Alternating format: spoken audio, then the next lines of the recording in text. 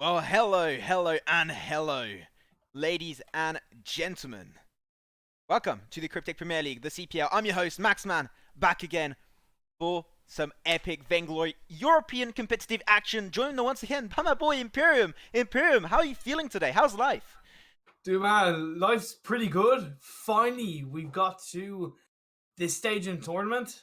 The moment we've all been waiting for. It's a grand final. The teams we predicted. It's gonna be an epic best of five series, Maxman, and I'm hyped for it. Yeah, I cannot wait. Ladies and gentlemen, I hope you're all having a fantastic day right now on this Sunday, 24th of February 2019.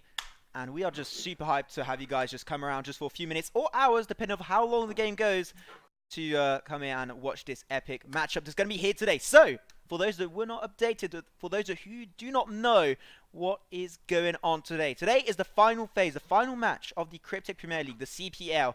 And as you mentioned, like two teams I think that we all kind of expected to have the spotlight in this tournament.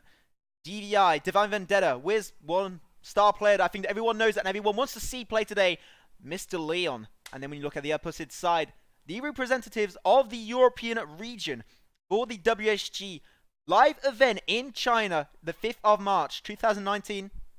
Team Sly, aka Team Germany. Once again, good luck to them at that live event in just a few weeks.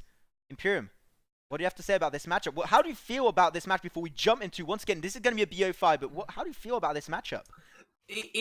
There's not that there's a lot of stake because there is to a certain extent. Sly, they've got to be in the mindset of preparing for the live finals, preparing for the WSG tournament where they're going up against the likes of Team Ace and Tribe, who they came close to beating in the World's Invitationals by all means.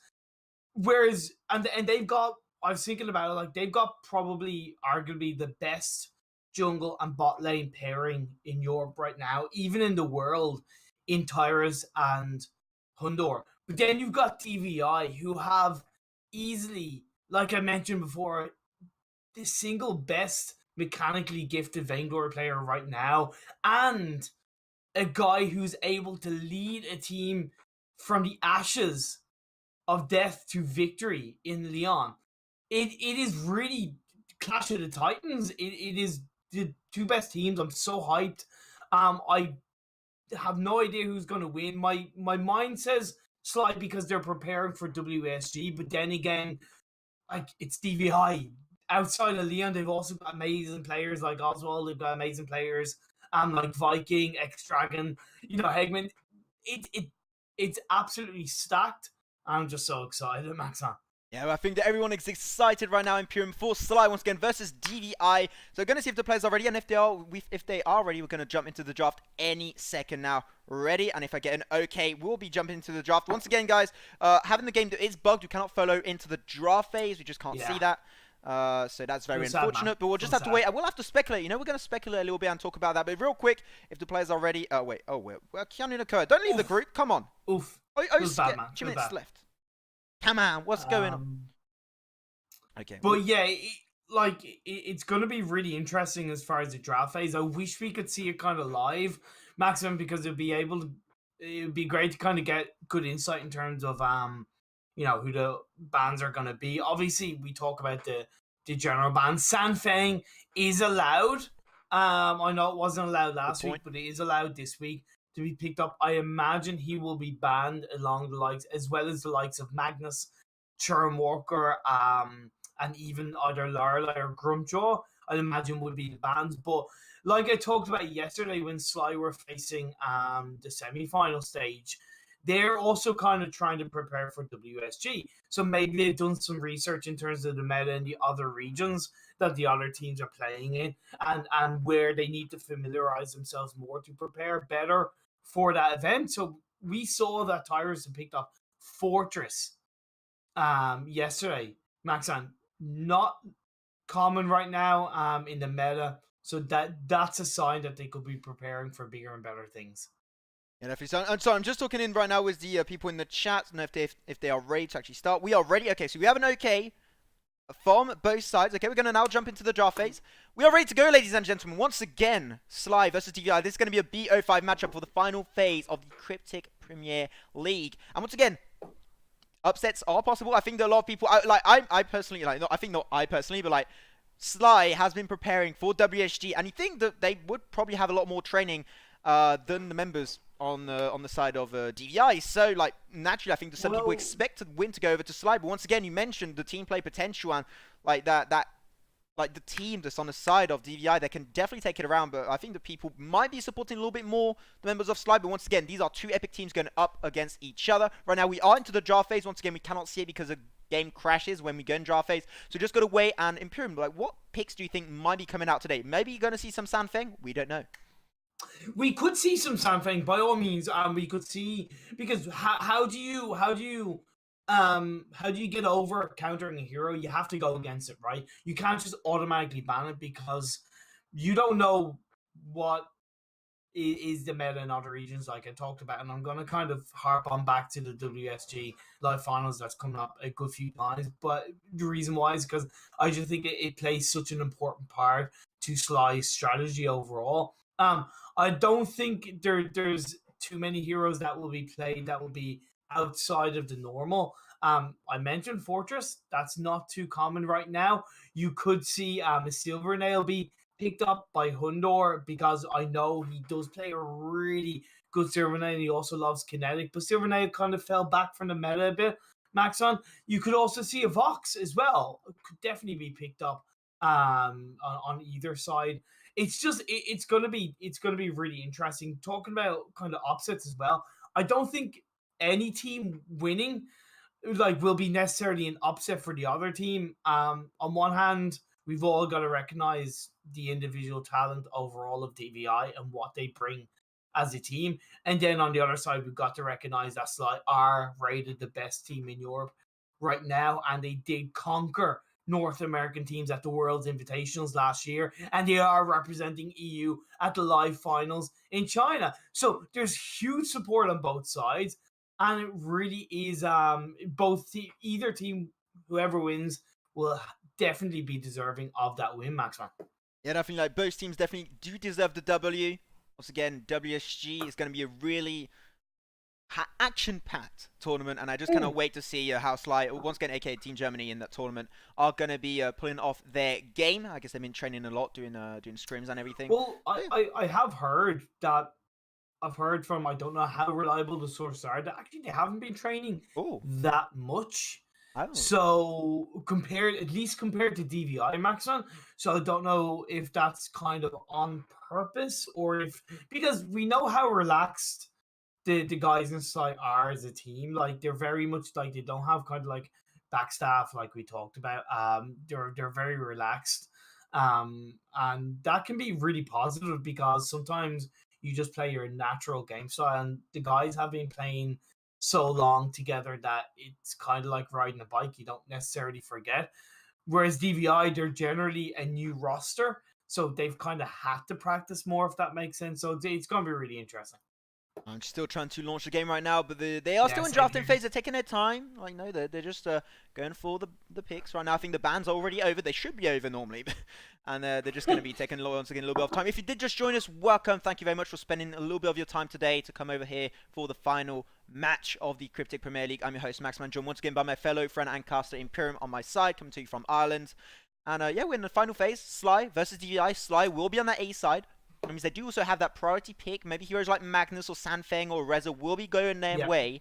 And then you have the B side, who will be the members of Divine Vendetta. Leander is in the roster. Like, people were not sure if he was going to play today. He is joining the roster for the members of Divine Vendetta. So definitely, like, going to be bringing a lot to their team. Like, he's got really good team play, like, mindset. Really playing those heroes that also rely a lot on team play, like Inara, like Chillmorker, if you just want to try and pick those two heroes up today. So definitely, I think a lot of eyes will be turned onto Leon for this matchup. Anyways, 100%. I'm trying to reconnect once again, and we are now in game, ladies and gentlemen, ready to jump into game number 1 of this BO5. Spicy meatball. Ooh, yeah. So, like, real quick, while we're loading, what do you think the difference is, Maximum, on from your point of view, is the difference between a best of 3 and a best of 5? Best of 5 already is like your moral, because like the game is going to go way longer overall. Yep. And I think there's just being able to be consistent throughout your games. Like over 3 games, you can do 2 games in a row and win it. Like 3, 4, 5 games, like it starts to be a little bit more complicated, you know. So I think it's just being consistent throughout your gameplay. But anyways, Imperium, we're into the game right now, and maybe you want to talk a little bit about the draft phase. Like what happened? I'm still loading. We're still loading. Wait, well, I'm in game. Come on, Imperium, we gotta go fast. I'm in game. Okay. Jeez, it took me a second. God. So on the side of slide, we do have Lorelei, Grumpjaw, Gwen, Scarf, and Samuel. So not a lot of frontline tankiness coming out from Sly's composition. You have Grumpjaw, which is definitely going to be able to soak up the damage. Lorelei is going to be able to do a lot with that CC chaining. But you have a nice AoE damage with the Samuel and even with the Scarf and the Gwen with that burst. Then on the side of DVI, Maxman, you have Celeste, you have Inara, which we expected from Leon, you have Kinetic, Finn, and Baptiste. 2 really interesting comps. Initially, while we're getting to the first couple of minutes of the game, I'm actually going to give it over to Sly, just because they're kiting potential. I'm going to give it over to DVI and Vendetta. Like, once again, I do like him myself. A little split disc. I always repeat that. I do like it. And the fact that they got Inara, Finn, and Petit, like their CC on that front line is pretty significant, and I think that heroes like Chrome are going to get completely denied in the later phases of the game. So I really like the CC comp and like what they got on their side. So I'll give it over to Divine Vendetta for this first game. But once again, this game just started. We're only 1 minute 30 seconds into the game. Who will take it? That is still a question that nobody can answer right now. But tell us in chat, boys and girls, like who are you rooting for? Sly, Divine Vendetta? We want to know. And Max, this is a jungle Scarf coming out from Tyrus.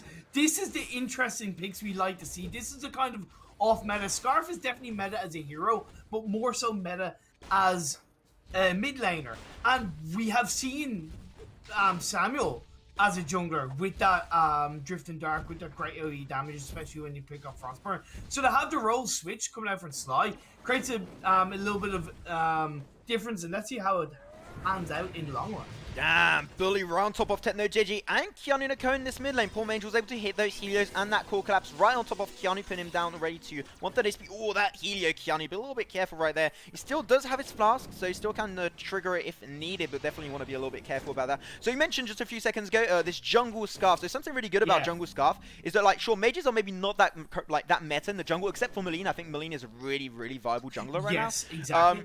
People don't really pick Jungle Scarf all that much, and the reason for that is because right now it's just like tanks or like heroes like Lance or like the meta right now in this position. But why it's also good in specific scenarios and why it works here is because Scarf is one, if not the single best hero to push turrets early on.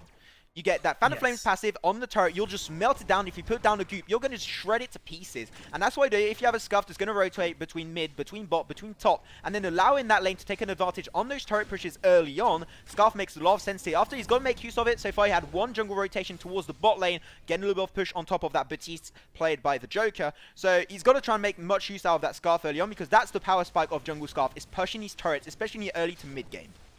Especially when he's got tier 2 boots already max on. He's already picked up, he got the Storm Guard. Now, obviously that's less common on the likes of Scarf, and it means that his kind of early game damage isn't going to be huge. But like you mentioned, he is great at pushing those turrets, pushing those objectives. And this is what I'm talking about in terms of preparation for WSG Live Finals. Maybe they're kind of going for this aggressive, objective-based composition that are going to be able to blow up in the early game and then use the late game advantage to ride that wave against the enemy teams in the WSG Live Finals. So it's going to be really interesting.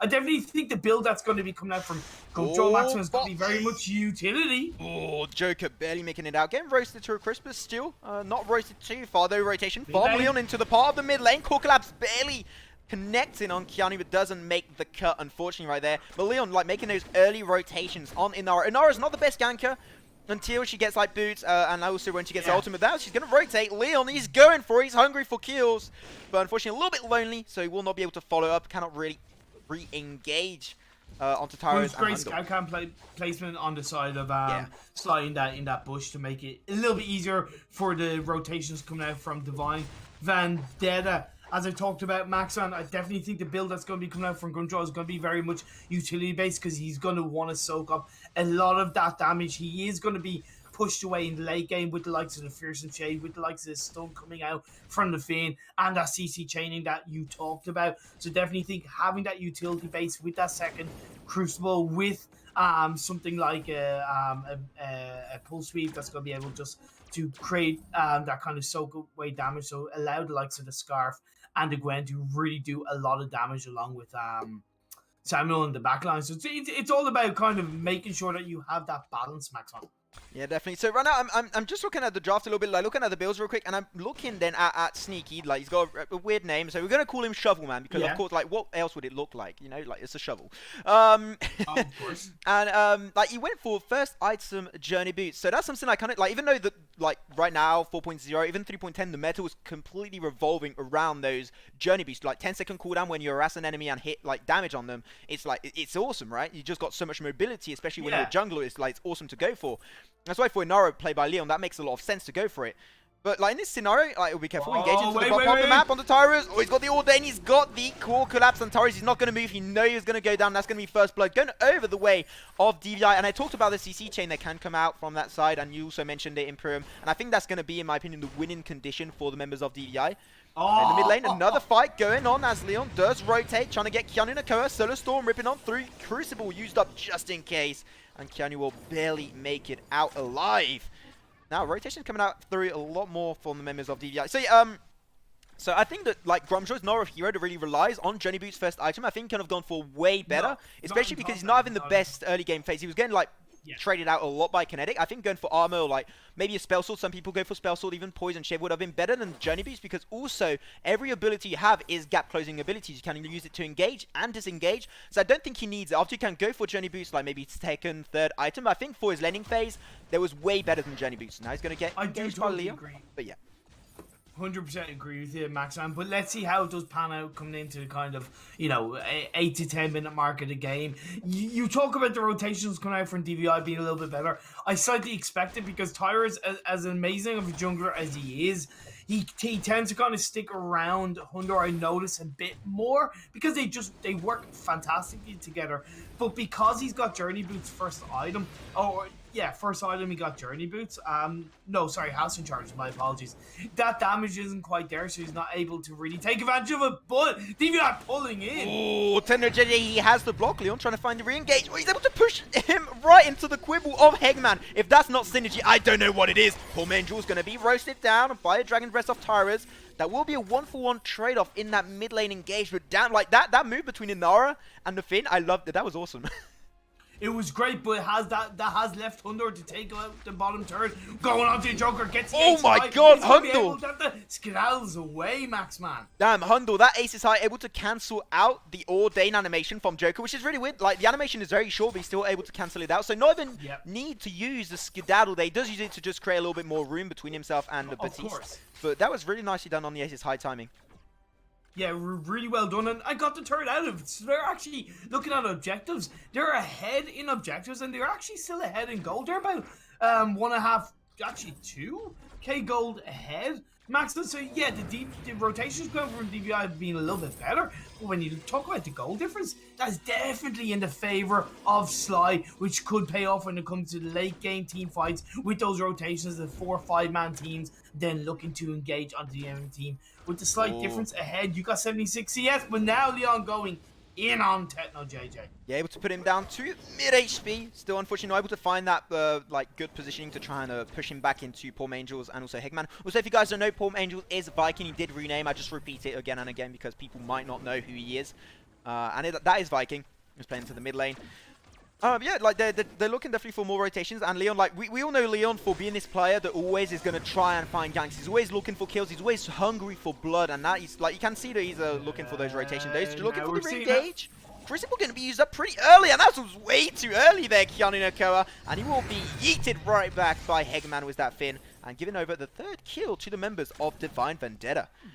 That's why Grumshaw should have gotten Crucible first item, in my opinion, outside of the damage, because, yeah, you know, it can be really kind of unsure when to activate that Crucible to begin with, but however... Ordain, Fearsome Shade, Solar Storm, Wombo combos by the DVI players.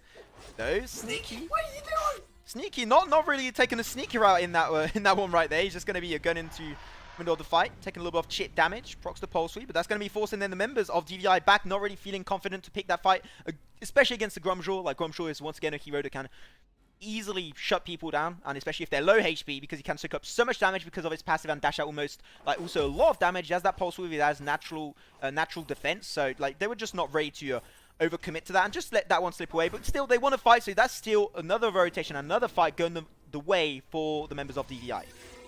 It is for now, and I just want to look at the CS counts coming out from the two teams right now. You have Hundor on 73 CS. That is definitely a decent bit ahead, about 10 ahead of X-Dragon on the returning bot laner. And then looking in the midways, you do see that Techno JJ is on 94 CS and Palm Angels is on 74, so the CS difference is there, but the engagement difference is definitely in the favor of DVI as they look to engage right now, Maxon. Be careful, you're going to have a grab around top of Tyrus. Quibble down, Core Collapse down. He's pinned to the ground. I can't do anything to make his way out. Wireless and Verdict doing quick work of the Kinetic. That's going to be a double kill over to Techno J. Now, nice rotation. Able to get a little bit of chip damage. Keanu Nako a little bit deep. Does get also taken down almost. But he's able to, like, slip his way out without too much hassle. Still 6-3 for DVI. Yeah, but look at the turret push. Look at the wave on the bottom lane, and the fact that Sneaky has been sneaky and got a turret on top lane. So yes, DVI, as we talk about, is getting the rotation pushes. But when you're looking at objectives, when you're looking at goal difference, it's all Sly. Okay, when you get into the late game, yeah, I fear for Sly because DVI seem to be more on the button right now. That was a nice block. That was a good one, Keanu. Thank you very much. No, he's able to soak up a little bit of damage, avoid the slow. Also coming out from Leon, he's able to make it out alive. You see, like, Leon, he's just thirsty, and he's just calling his team, like, let's go! And let's just dive it. I know, they like, worked out so far. They got 6 kills, but, like, right now, I think that you have a team Slide that's a little bit more aware of that, and they're going to be a little bit more cautious, especially Keanu Nako. He has to be on his toes for this game. Well, otherwise, like, just split second and Inara or Finn will turn around the entire fight. We saw that at Worlds. Like, just, like, Finn, Keanu Nako, just grab. Mustn't happen to yourself, you know? Just don't let that happen. Of course, now we do see that Sneaky has got Crucible. That's definitely an activatable. That will be very important for Sly coming into these team fights. 12 minutes in, spicy force coordinates. That's going to be a block from Tyrus. Still didn't hit, but just in case, nice use of it. Grumshaw can very low Solar Storm ripping on through, but that's going to be a Dragon Burst coming out by the one and only Tyrus. Burning to a crispy members of Divine Vendetta. Quibble does connect a fat stun on top of Hundor. Didn't use the Quibble, didn't use the Skedaddle there.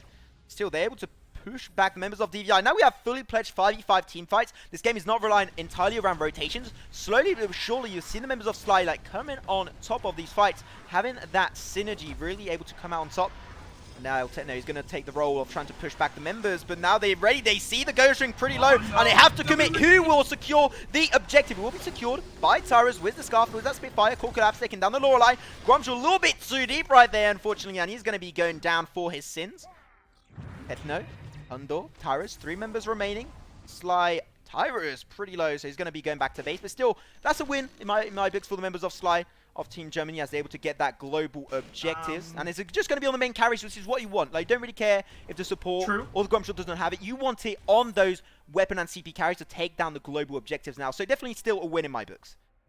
Definitely, it wasn't worst thing in the world. However, it does look like they're going to lose the top lane turret, which isn't the nice thing in the world. But hey, look, it's not the most important turret loss that you can have with the Ghost Ring being captured on your side. We do see that I feel like these team fights are really going to be lasting quite a while because there's a lot of poke coming out from both teams. Maxon, so I expected Dragon's Eye to be picked up second item on either carry, either the Samuel or the Scarf on the side of Sly. We do see that Eve of Harvest has been picked up by Palm Angels. I don't think that's the best second item in this situation, but then again, because he's able to poke from distance, he will be able to heal up quite nicely on those helos and on those on the likes of Core Collapse and even the Solar Storm. So, you know, it wasn't the worst item in the world, but I think Dragon's Eye could be really effective in these team fights, Max, man, because they are definitely lasting a little bit longer than we would normally have in different compositions.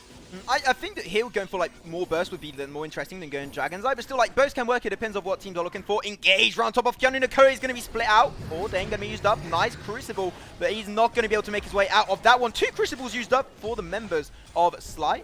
They do use the Lorelei, and also probably going to be using the Scarf there as he's re-engaging ultimate from Kinetic. He will use the Flash just a little bit too late there. The one man out for Sly. Looking for the re-engage though. Techno JJ feeling very, very confident there. Might want to be careful as Leon was trying to turn that one around and not able to make it happen, unfortunately. Still 9-3 as we are 50 minutes into the game, and with a goal lead of about 3,000 for the members of Sly. Leaving no kills, going the way of DVI. Sly got that goal lead, and at the end of the day, for the late game, that's what you're really looking forward to. Yeah, but like, you look at the focus coming out from DVI. Max are not. Wait, no, we're seeing another engagement come out right now. DVI are just.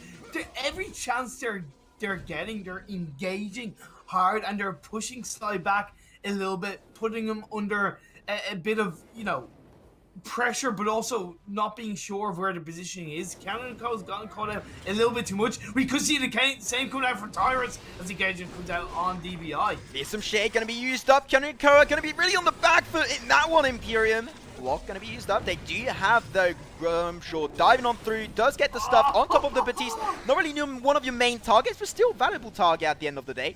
But they are just not able to take him down, and that's very, very unfortunate because he was just cancelled out during his ultimate, and they do pick up the Grumshaw for their trouble. Very nice engage coming up on the members of Sly. Not able to commit to that in the way they were expecting, I believe. But now they have to try and look for this mid lane turret at some point. Like, mid lane turret is definitely what's going to allow them to keep pulling these fights, Imperium. Yeah, because Sly, their mid lane turret is actually quite healthy, Maxman, so there's not a, they have a lot more safety, they can back off a bit more, whereas like you said, if they do capture that mid lane turret on this side of DVI, it will give them a lot more wiggle room to allow to pressurize DVI themselves. The waves on each lane is looking a little bit favorsome on this side of DVI, so I don't think Sly will be looking for an engagement anytime soon. They'll want to look to push those ways out. We see that DVI are kind of just staying together as a four-man team right now. They're so poetic with their rotations. I've said it before and I'll say it again. They're looking to catch out Hundor. Hundor realizes this and he goes underneath the turret. Jesus, that was a continuation. I thought they were going to stay where they were going, Maxan. Nah, man, you say poetic rotations. I only see blood and violence in Imperium. I don't know where you see posy in that, but okay, all good. Yeah, they try to get a rotation on top of Hundor, unfortunately not able to make it work out for themselves as we are 17 minutes in, 10-3 once again. All the kills going over to the members of Divine Vendetta, still the goal lead over to the members of Sly. But Keanu Nakua, your more melee character, you've got to be very careful of getting caught out. That happened already twice in those team fights, just having Keanu being the first casualty in the team fights. I want Keanu to be very self-aware about his positioning there. But yeah, they're looking for the man. You just like, damn it, DVI. Just anything triggers them, like, oh, let's rush. They want it, but that's what you want. Like, you want aggressive plays. They're like a bull seeing red, and they just like instantly go for it. But however, Tyrus has picked up Dragon's Eye. I said that would have been a wise item. Oh, huge Foster Chord coming out there. Unfortunately, not able to really follow up. They do not have the carries right next to them, so that's going to be a missed opportunity for DVI. But still, Crucible not really showing up there. It was on a cooldown though, so that was very unfortunate. Looking for the re-engage, and Crucible's off cooldown, and they know it, and that will be Grumshaw taken down first.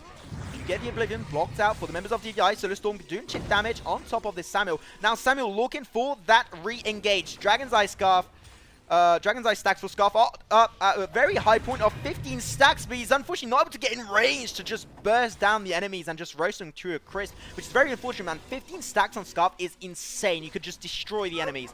Looking for the engage on top of Finn. He will be the first character looking for the re-engage, but Keanu Nakua, you're not a melee character, my friend, and he will be dropping through. Oh no! Taru's going to get slowed down. Core Collapse barely missing out, but that doesn't really matter. Leon going to be diving a little bit too deep. Going to be slowly picked up by Hundor. But now, one-man army. Can he do it? I'm saying no. I was going to say yes, but okay, that's a no. Oh man, Deception. Like, Sly are just... Inception. Sly are just... They're actually being a lot more aggressive than I thought they would.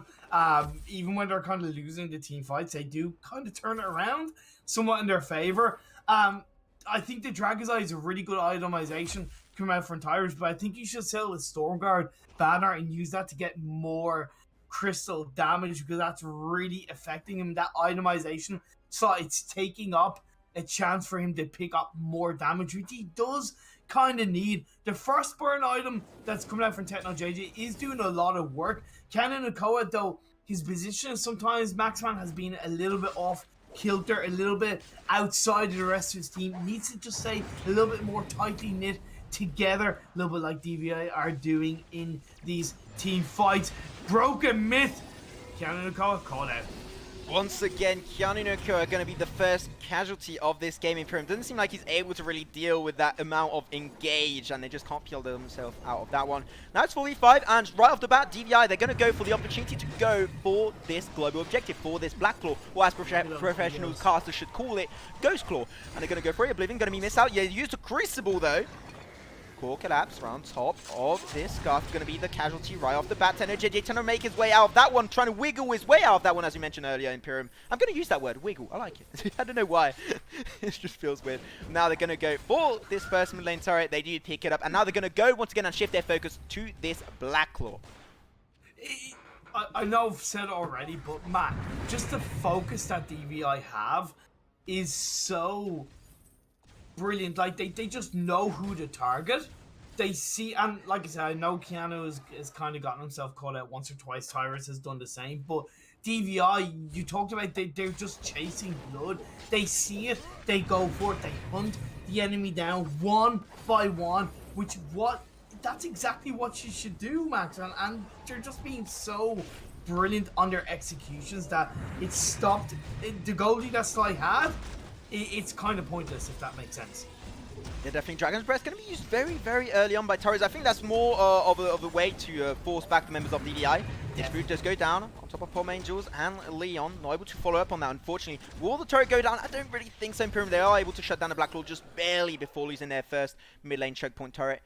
Now we have a few members of DVI on the run. They are, like, Joker's pretty low. Leon is also, like, he's going to heal up his way slowly, but still, that's not going to be, like, you know, they're not going to run after it for the members of Slide. They're just taking their time. But right now, 2 turrets down in that mid lane. Once again, mid lanes are, in my opinion, the most important turrets in the game, because that's what allows you to get more room to team fight Imperium. And that's what they've been doing, because especially if you got a team like the team of DVI that relies so much on diving, you need to have those turrets down as early on as possible. Now they can dive right to the enemy base if they feel like it. As they go now for this Ghost Room, going to be secured very fast, and Leon going to pop his ultimate. But it seems like they're going to pop it to just reposition and avoid the fight. They're not ready to commit quite yet. So, like, right now, I don't know. Like, if you're on the side of Sly right now, Imperium, what should they do to try and come back in this game? Well, like, they gotta obviously not be out of position. They've gotta use their kit to their advantage and the itemizations that their team has. So, you Frostburn on Samuel, use to slow the enemy down. You got Black, Dragon's Eye, should I say, on Tyrus. You use that to build up those stacks. Let those team fights just elongate a little bit. Try not to kind of, you know, put one hero out of position. Try not to allow yourselves to get ganked. It seems like that is what they are going for. And DVI engaging. Keanu does use a Crucible very early on. They do unfortunately miss out on the Force of Cord for the Finn. But look at the damage coming out from Hundor. Absolutely huge. Dragon Breath going to be following up. You're going to try and look for a very juicy target, and that will be the Inara, but unfortunately not able to pick up the kill. First member down in this skirmish of 5v5. Going to be going away of DVI. Can I follow up? Oh, look at that! Look at the damage! That was nasty, though. They do take down the Gwen. Hundor, unfortunately, going to be dropping down. 2 members down for the members of Sly. They do turn around and also take 2 members down on the opposite side. Now it is turned into a 3v3, and Techno JJ is not ready to back out just yet, Imperium. If Fire does go down, he's going to be the casualty right there. Joker, Palm Angel's going to be a little bit sneaky, able to back off into the enemy jungle of Sly. Still, that fight, like, that was definitely way more even. Even though the trigger was pulled by DVI, they had a nice turnaround, and that damage coming out, though, from Hundor, that was sick. Yeah, but he kind of has to go so far forward to get that damage off. Oh, they do have the Ordain on top of Keanu. Barely makes it out in time to avoid the CC, to avoid the stun. Joker hits the bad mojo on top of Techno. Just a little bit of extra chip damage. I really re-engage that. The members of DVI did die last, but I'll be very careful. Yeah, no. Tyrus, get out of there, boy. Get out of there. Not ready to fight a Batiste right now. Yeah, and like, looking at the Grumjaw build, Crucible, perfect item. Journey Boots, perfect item. Sunburn Hearse, perfect item. And in my opinion, Pulse Weave, really good item.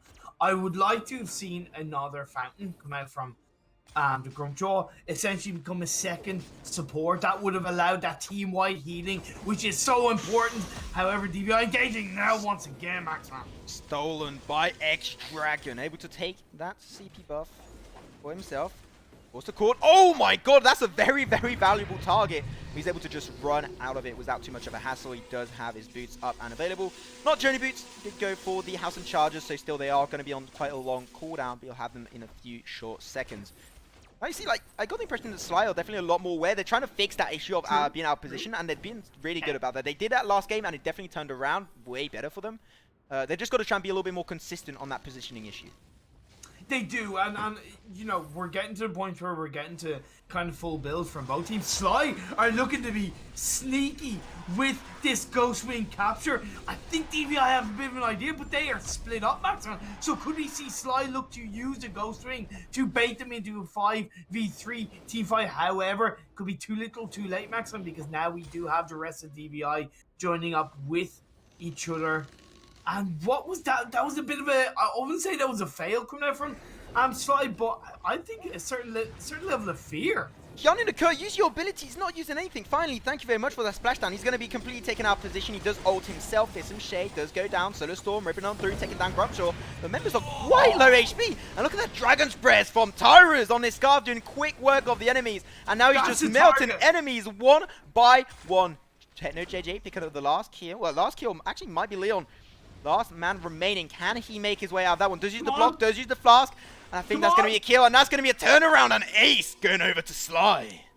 I thought it was risky what Sly were doing. Woo. DVI engaged, but I don't think it was just the right area for them to engage on. However, when you looked at what Sly did, Lorelei was way tankier than I thought she would be. She used the water wall on herself, managed to stay alive. But what Sly did right was that they focused on the right target. Under got straight on the Palm Angels, Maxman, and essentially blew him up. You saw the stacks build up on that Dragon's Eye scarf, and just Sly turned it completely around in their favor for the first time in these 5v5 team fights. They've got Ghostwing, they got Blacklaw, but more importantly, Maxman, they've got minion wave pushes on all lanes. 27 minutes into the game, this could be the game-ending moment for Sly in this game of 1 best-of-5 series final Cryptic Constest tournament.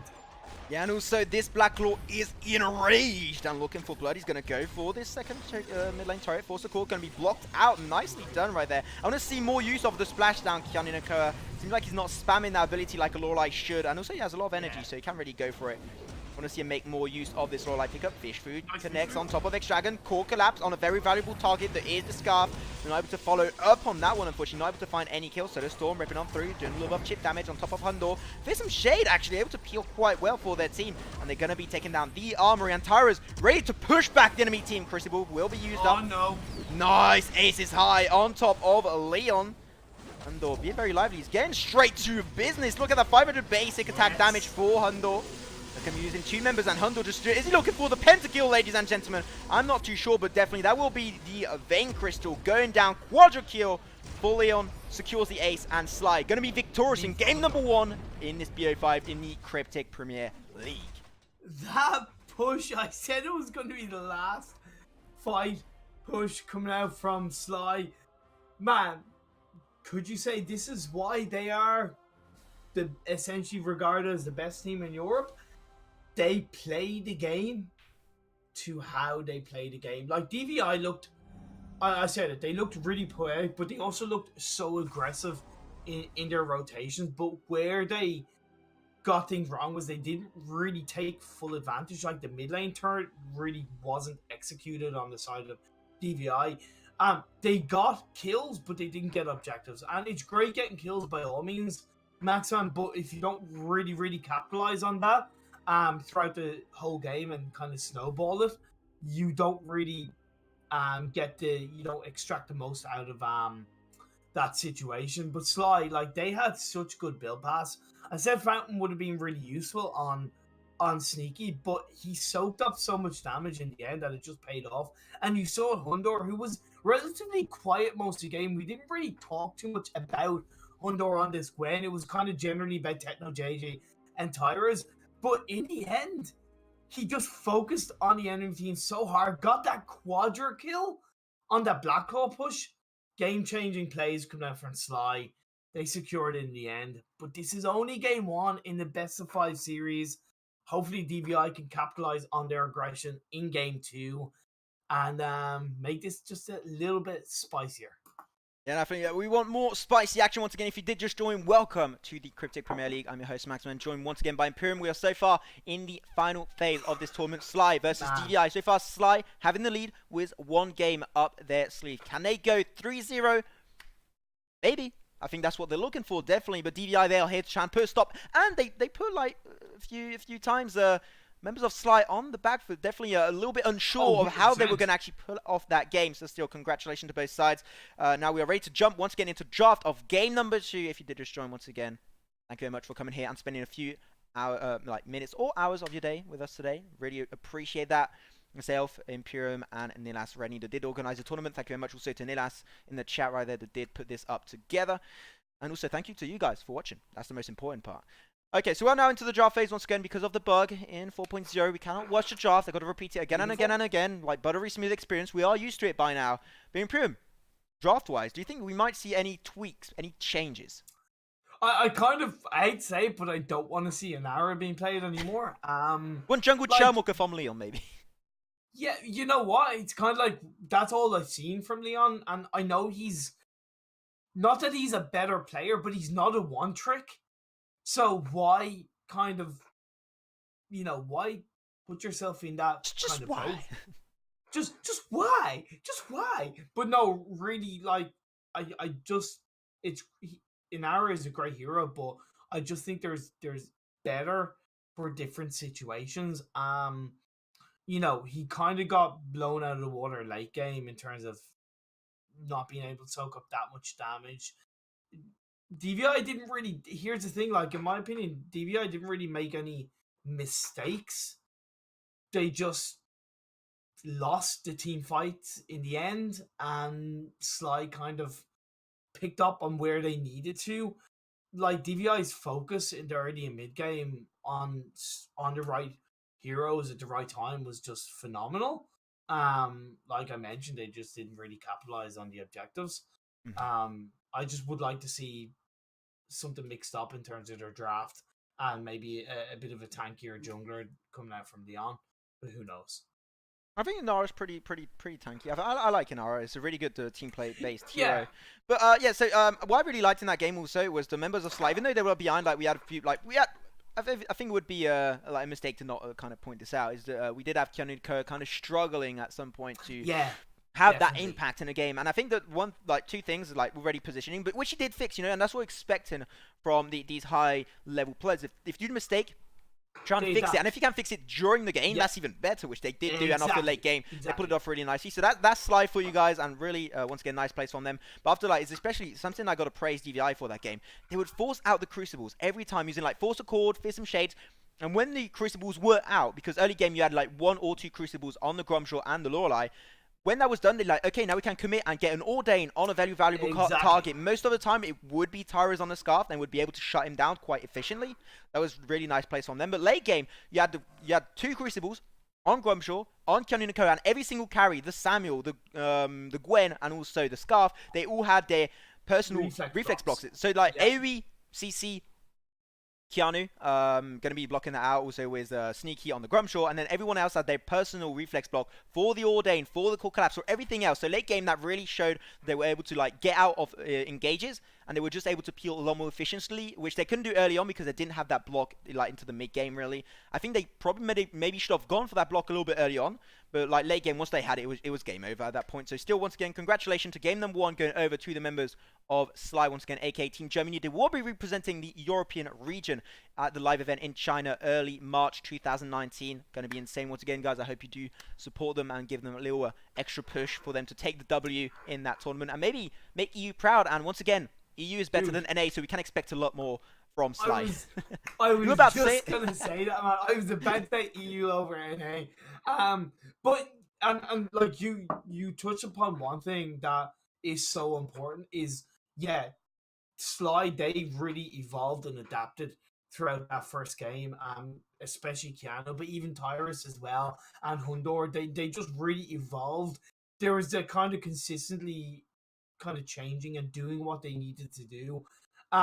Their wave pushes, you would swear that they had minion candies, Maxman, because their ability to push a wave, not necessarily without DVI, Well, if you get realizing, Captain but Minion, even without myself realizing, next thing you know, they have a turret taken out on the bottom and or top lane just because of a minion wave push.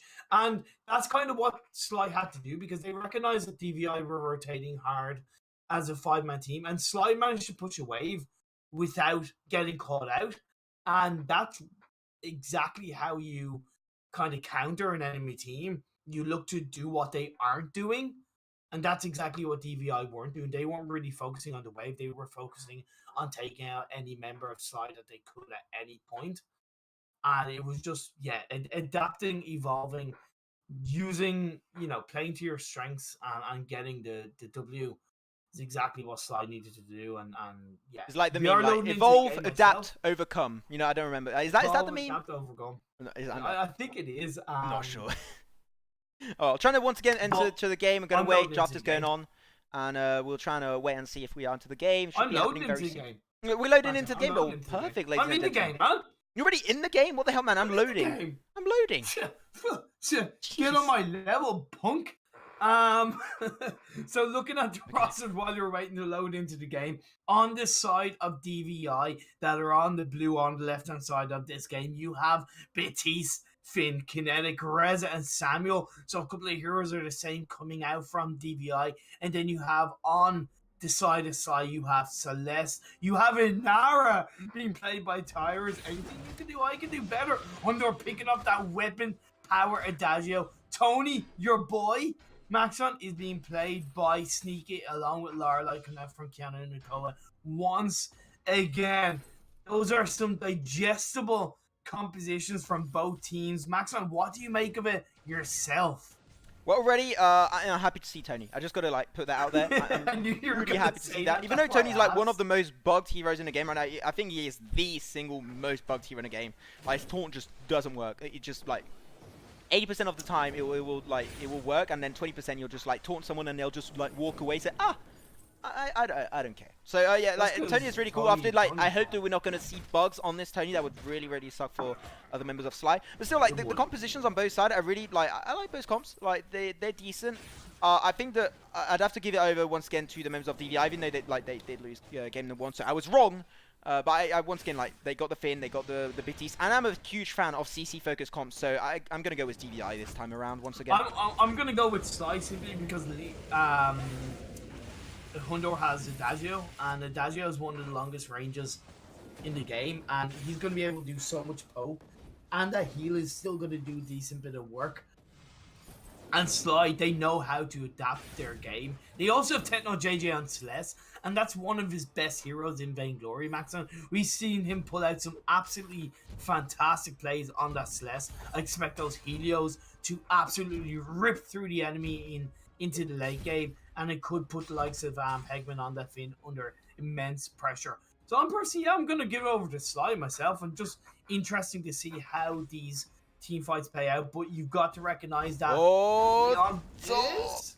I didn't see that right there on camera, but we do have then a rotation of Joker, Leon going on to this Adagio and taking down Hundor, as you mentioned, long range, but still, if he gets dived, he can't really do much against that. He can apply heal to try and slow down the enemies, but when you're against a Reza just insanely powerful. He's just going to shut you down. And also Reza, they got a bunch of changes on Reza recently. Maybe you want to talk about that real quick for the people who do not know what went down in the recent patches with Reza. You're gonna make me go through this again, Maxon. I don't remember anything. I thought you would remember this by now. Dude, man, nah. Are you serious, bro? Are you serious, man? I struggle to remember my own name. Never mind changes that goes on in Heroes. Damn it. But okay, well, I'll go over. Okay. Okay, I was gonna attempt. Okay, attempt. Give me your best shot. I will attempt because I'm an absolute pleb, so I will attempt it while we are waiting on some action. Basically, the damage from his kit is more based on his perk. So basically hitting that perk and that burst damage comes from the perk more so than the abilities. Am I correct in saying that, or am I not saying it technically? That's fine. Like they just infused a lot more of his damage into proccing his passive. That's the short version of it. Yeah, exactly. So, yeah, but like we had a little rotation there, trying to gank on top of Techno JJ, but they did turn it around at the end of the day, and they were almost able to pick up Leon, who still has double troublemaker stacks, so he's able to just dash around the map without too much of a hassle. Oh, there, nicely done, Hundo, as he gets rotated on by Leon. But Leon just not able to really do much there. He's down to mid HP. Hundo, he is full HP, and he should be able to pick that fight quite easily if he was really willing to. Yeah, so like that, as you mentioned, that range really taking advantage of Joko. He's not having the best time ever right now, and he's getting bullied pretty heavily. Then even looking at the CS between two teams, nice rotation coming out from Tyrus. Try and put pressure onto Leon in that top lane. Try and help create that objective push. And now the Joker is going to join that top lane to try and stop that wave push too much. But yeah, looking at the CS differences, Maxon, you do see that Techno JJ is on 40 CS and Palm Angels is on 40 as well. So that's very close between the two mid laners right now. Hundor is on 28 and X-Dragon is on 27. So right now, it's a really even game. The goal difference is very minimal. You know, at this point in the game of the first one, you know, Sly were quite ahead when it came to CS and gold, whereas they're not quite doing that in this game. So we'll be interesting to see if that makes an impact in the later game team fights as we get to the 8 to 10 minute mark of this game. However, in saying that, also DVI haven't really looked to activate so much when it comes to 5 or 3 or 4 man rotations onto Sly. They've actually been kind of focused a bit more on getting their CS up to somewhat of a higher standard than the previous game, Maxon. Right now we're going to have a rotation from Leon trying to go for that Crystal Chain. Can he take it? That's no for Leon. Attempted, but failed. Careful, they're looking for the kill though. Like, you're trying to get out camp, we're going to take your life, baby. Going to be using boots at the end of the day there. Does make it out just barely. Still 6 minutes into the game. Solar Storm ripping on through, doing quite a lot of work down X-Dragon. They're not able to really follow up on that. Leon, I'd be a little bit careful though. Like, Leon just loves coming in and trying to steal camp. It's just like his hobby at this point, I think. Like, he just does it all the time. Just like trying to steal it and just run away with it. He's just he's just cheeky like that. He just loves to take it. So he wants milk, but he doesn't find it. So it's kind of rip. No, 6 minutes in, the Ghost Ring has spawned. Once again, they're just looking to stay even. CS not evenly, but Leon going in onto Tyrus does that chunk burst damage with that Stormguard banner going into, I would say, Spellfire or Aftershock for Asylum. On what hero are you talking about? On Leon, on the Reza. It depends. Like, Aftershock is a good item. You can also go for like Spellfire, Shadow Glass. It really depends on what you're looking for. I also seen recently some people go Dragon's Eye, like just you overdrive your A first, and then you go Dragon's Eye and just stack with your A because the range is actually pretty it's pretty big. And when you got a lot of damage, like when you got a lot of stacks, I mean like around 8, 10, 15 Oh, stacks. Sneaky! Oh, Sneaky's looking. Oh, that man! I got Bada Boom myself. The camera just like messed up completely. The Boom going to be used up. They do have the Solar Storm. They just use everything to get just one little kill, but that will be Palm Angels, but aka Viking, taken down. Eggman, can he make it out? Can it be slowed down by Keanu? Curve forced the cord. Going a little bit too late there, unfortunately, for Eggman, our French player in this matchup. Still, that's going to be one extra kill for the members of Sly. Sly until you die. And yeah, but like, so, I don't remember what I was talking about. What was I talking about already? You're talking about I forgot what you were talking about as well. Okay, well, we'll just change topic. Okay, Bill Pass for Reza. Bill Pass. Oh yeah, for so Reza yeah, people go for Dragon's Eye. Like when you get stacks on your Dragon's Eye and Reza, you just like engage. Where's your ultimate? And then just like proc it on everyone, and you'll just like shred them. It's insane the damage that comes out. I just think that requires a bit more of a passive playstyle, maybe Maxon, a bit more of a calculated playstyle rather than somebody like Leon who just basically goes in. But it plays like any mage, like basically you're turning Resin to mage when you do that. Like a mage, and when you got stacks, you're an assassin. Exactly. So yeah, interesting. I might kind of try it myself, but look at Leon going in. Yeah, but look, he's going in. He's just doing a little bit of a chip damage on top of Keanu and Techno. They're not really too scared about that. They know what's up, but they know they're not going to take too much damage for them to actually go down. We are 8 minutes 30 seconds to the game. 2-1, still a little lead for the members of Sly as they are 1,000, a little bit more than 1,000 gold ahead. But definitely feeling way better than what they had in game number 1, not giving over many kills, just gave over 1 at this point, and they are actually leading in terms of gold and kills. Definitely feeling way better for the members of Sly. Rotation, top of the lane. Tyra is going to be taken down. Look for the re-engage. Force the cord, going to be dodged easily by Hundle. He's just going to sweat it off right there. Bada boom, crucibled out, nicely done from Eggman. Not going to really follow up on that, but that's going to be the... Oh, he's looking for the kill. Going to have an instant stun when he comes out. It's another form detonator, looking for the dive on top of Kiani Nakura, probably. Looking for that. Ooh, first off, Judgment. 575 damage on top of Palm Angels. Still going to be still able to regen with that passive there. You remember, they're pretty low. Oblivion going to be used up. I think they're looking for the kill, not the turret. And they do indeed focus them down. Kiani picks up, followed up very shortly also by Hundor. Tyra's going to be the last man alive right in that fight. They do keep the turret, but 2 extra kills going the way of Sly. Oh, Joker getting caught out. Isn't it Tyra's getting caught out? He's the one that got ordained, you know? No, Joker technically got caught out. He was in the bush. But, like, the engagement coming out from DVI underneath the turret, it's great, but I think the turret should be the focus. Because I really feel they could have ripped through that turret in no time if they had to just focus on it. And what that would have done is that basically puts Hundor on that top lane, or his bottom lane, under more pressure positionally. And DVI need to kind of think a little bit more ahead, whereas I kind of feel that they're thinking a bit too much in the present of, let's try and get a kill as quickly as possible. But if you think, okay, let's get an objective because it's going to make a later engagement easier to pull off, that would be a lot more effective coming into the late game. But, you know, let's see if it will pay off for them, because getting those kills isn't necessarily a bad thing. Gives them a little bit of gold, gives them a bit more confidence to engage harder into the later game team fights. But yeah, this mid lane, Techno JJ has hit level 8. He's on level 9, of course, so those helios are in a longer range maximum, which means the zoning ability that's going to come out from this test will play a bigger part in these team fights. Yeah, that level 8 is definitely, well, level 9 now, as you mentioned, like, it's definitely going to be helping him out a lot. They're able to just poke his way out of it without too much of a hassle, though. Joker does get the Ordain on top of Hundor, but Joker, yet does he know he's getting rotated onto by Tyro. Slow, going to be applied. He does have the Fearsome Shade, and he will use it up to get Hundor out of range. Now he's looking for the re-engage, and now it's going to be Leon, like, gang for gang, flank for flank. And we're going to find the kill, though. Joker trying to get Tyrus. Can he find? Not too sure. Burst of Judgment going to try and hit the Quibble, but unfortunately still level 7. Can't really hit the stun. Rotation, double man, core collapse. Techno JJ, man of the day, able to almost save the life of his fellow comrade. Solar Storm ripping on through. Will be able to almost take down Leon, but he's just unfortunately not really in range for that, and he will be taken down. Oh, there we have another 1v1. Fights all around the Rise Imperium. It's going to be turned on through. Oblivion does come out back. Oh my god! No. Just at the end of the Bada Boom animation, the Oblivion comes on through and shuts him down. That was nicely done timing from Palm Angels. But still, like, right now, they're fighting for...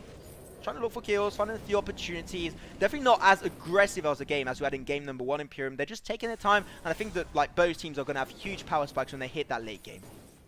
They definitely will, because when you look at it, as the Blacklaw has landed, we do see that, you know, the Adagio still only got 1 damage item with that Sour Blade, so it's not really that much of a damaged power spike. We will see that DVI might look to secure the bottom lane turret. Wouldn't be the worst thing in the world. However, Hundor has swapped lanes to try and protect that bottom lane, but it's going down as quick as you could say boo. But DVI are rotating back away, trying to stay a little bit safe, a little bit passive, waiting for that next wave to push in. But no, they are backing off because the team fight is going. Force the Core comes out, Maxman. Force the Core, he did have the block, a little bit late on the block, but still able to run his way out of that one. Crystal Chin going to be the next focus, though. He's going to be able to secure that one away. Will be taken by X-Dragon. Not your main target. You want to get that CP buff, but Solar Storm. Look at that damage, though, right on top of Palm Angels. They do use a Crucible at the end there, and that's going to be a quick Fearsome Shade rotation from the Joker, able to turn around the course of that fight. It's going to be a 1-for-1 trade-off on the long run. Taunt does go down. Bada Boom right on top of X-Dragon. That is how you play Tony, ladies and gentlemen. That is making me extremely happy. Hegman does have the level 8. That means he's unlocked a stun on the Quibble. 2-for-1 trade-off going away here for the members of Sly. And look at it, he's going for it. Quibble not going to be able to really make much room for him. Still, like, also, I'm looking at it right now. Hegman is level 8, but he didn't overdrive his Quibble. Doesn't have the stun. Yeah. just looked at. Okay. Yeah, that must have been a mistake, Max, man. I've done it before. It's just, I don't know how you managed to do, but it just can happen where, either that or maybe he's just not worrying about the stun on the Quibble as of yet because he's got that tankiness and trying to create the extra level of fortified health first. But definitely the upgrade, that level 8 power spike on the Quibble on the stun would have definitely been a little bit wiser. Look at that rotation coming out from Hundor to secure the bottom lane turret, swapping from the top lane, and all the while Sneaky being able to soak up all that damage coming out from the Joker, although doesn't really have any tier 3 damage. So I do like the rotation that's coming out from Sly. It's really intelligent play coming out from them, looking to really secure the map rotation. As Leon does go in on that mid lane, that's really not being put under that much pressure. DVI, Max, man, they seem to have lost a bit of their touch, a bit of their aggression compared to the first game. They're respecting Sly a lot more. Yeah, they're just playing a pretty passive. When they have opportunities, they will definitely go for it. Though we're going to have Sneaky out position. Where's the Tony? Can Battle Beam his way to safety if needed, but that's going to be Tyro's like almost deleted right there. He will be able to boot his way out of that skirmish. Will be making up. But now it's a 45. They're looking for the re-engage. Reza, he's going to get the Nether Form detonator right on top. It will be blocked out at the end of the day. Unless Leon, unfortunately, not able to commit and re-engage. So the Storm will be ripping on through. And look at it. Oh my god, that Battle Beam was huge from Sneaky. Able to make much use out of it. Unfortunately, just able to like kind of turn down the heat and that fight Imperium and just kind of negate it. It's done. It's what's great about the Battle Boom from Tony, and I don't know why I didn't really think of it, but when you see it in action, it makes so much sense, is that, yes, Finn is negated by the Battle Boom, but what makes Finn so, actually, no, I might have to stop there because Sneaky could get caught out, is going to be Ordained. Yeah, going to be Ordained, but he is Tony, and he is pretty tanky overall. Imperium, Fearsome Shade going to be blocked out. Right there, they do hit the stun on Joker. That's very, very unfortunate timing, or fortunate timing for the members of Sly, if you are seeing it that way around. So like this game is like definitely really interesting to see. Like they're definitely not just like playing it randomly. Yeah. They're not diving like at the drop of a hat, Imperium, and when they have every single opportunity. So they're playing very safe, and I definitely do really like that a lot more than what we saw in game number 1. Ordained on top of Hundor, but just Batiste doesn't have the damage to really follow up on that CC. We'll have to let that one slip away. 60 minutes in. Engage on top of X-Dragon. Definitely a high priority target. Not able to commit to that. And Leon, he's looking for the flank. He's looking for Techno JJ. Can he find him? Force the cord, not going to be very useful for Hegman, but he does hit the big fat Quibble at the end of the day. Burst of Judgment does get blocked out for Leon. Just the Batiste, that Solar Storm just ripping on through. RJ running through? Oh no, wait, no, Solar Storm was already. I thought the Solar I thought that was the Solar Storm. I guess it was just a Helio. Okay, my bad, boys and girls. Sorry, the Helio there does come out at the end, anyways. It does get used up. A Battle Boom on top of a Finn. That I think we have to teach you Sneaky. That doesn't really work. I'm sorry, man. I do appreciate the effort. I think that was just a slight mistake. I think yeah, no, it's fine. It's fine. Just memeing on Sneaky. Talking about the Battle Boom, what I was kind of trying to say, what makes the Battle Boom so good on Tony in this situation is what makes Finn so good in a team fight situation is when the rest of his team basically gathers around him, so that fortified health that comes out from the Finn's B ability and the stun that comes out from the Quibble is able to just keep his team so strongly alive. Whereas the Battle Boom, what we've seen it do is it separates the whole of the DVI team away from the Finn, which allows more focus to be put onto individual members of DVI. So when the Battle Boom connects in a team fight, that is really helping Sly capitalize on the weakness that comes out from Finn being away from the rest of his team. Now we had a very, very nice play from the members of Sly. They saw that there was a 2-man rotation in the top lane. They knew that they had the time and the room to do so. So they went right for Ghost Ring. They're going to be able to take that. They have 5 members with the Ghost Ring buff right now. They have to look for these objectives. They have to make use out of this objective right now. So far, they'll look at try and push into the mid lane, force the cord. Not really going to be working out for Hegman. But also, like, his team wasn't around the corner, so he couldn't have made much use out of it if it did connect. Okay, I'm be a little bit careful. Yanu Nagura, unfortunately, going to be completely shut down as we have one member. That will be Leon. 1-man army looking for the kill. Bernara going to hit that CC, hitting that slow. Now he's going to try and run his way out that one. Does have the mortal wound, does get the crucible just in time. X-Dragon trying to stack up and trying to dash out that damage. but just can't really do it. And look at that, just Leon and X-Dragon, the two main carries with Samuel, and just getting completely out-traded and can't do anything to save their very own lives. Like, you know, you look how quickly Keanu got blown up, a little bit out of position. But Sly turned it around. Hundor is so aggressive. Whoa, I got bada boom. The camera got bada boom, ladies and gentlemen. And Palm Angel's going to be bada boom to his death and to his doom.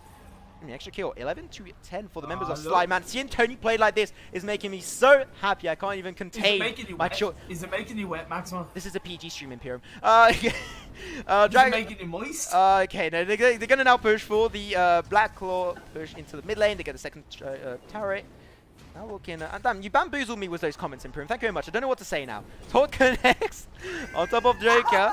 Gonna be CC'd up. Still, it's really tanky. Hashtag exposed. Gonna be really tanky there, Imperium, and able to take it out. So, nice mission shape. 3 members gonna be fed to their Doom a little bit. They're able to be forced back, but now Slide, they're looking for the end game, and I'm not looking about the next Marvel movie, ladies and gentlemen. Force the core does go down. They do block the Quibble. Solar Storm, look at that damage on top of this Samuel. Now, 2-man Quibble, they're able to turn it slowly but surely around, and DVI in their own base claiming territory and claiming victory on that 5v5 skirmish. Imperium. Blackclaw should not be able to take down that, no, he's not going to take it down. That's not going to be GG, but still a really, really nice and successful push for the members of Sly, Imperium.